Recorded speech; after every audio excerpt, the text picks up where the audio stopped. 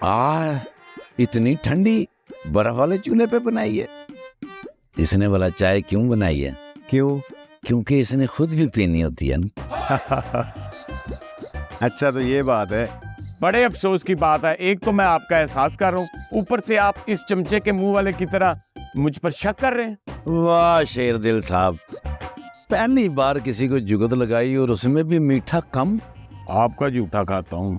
आपने आइंदा किसी मिशन पर अकेले नहीं जाना, समझ गया ना मेरी बात? कोई ना मिले आपने मुझे कॉल कर लेनी है, मैं आपके बैकअप के लिए वहां मौजूद होऊंगा। सस्ते भाई, बैकअप तो जरूरी होता है। अगर 5 मिनट और अवाम आपको फैंटी लगाती ना तो आपकी हड्डी पसली एक हो जानी थी, फिर आप यहाँ नहीं फिर किसी अस्पताल में होते। ओ शेर दिल, तेरी मेहरबानी हो, तुम मुझसे हमदर्दी ना। क्यों, क्या हुआ सस्ते साहब?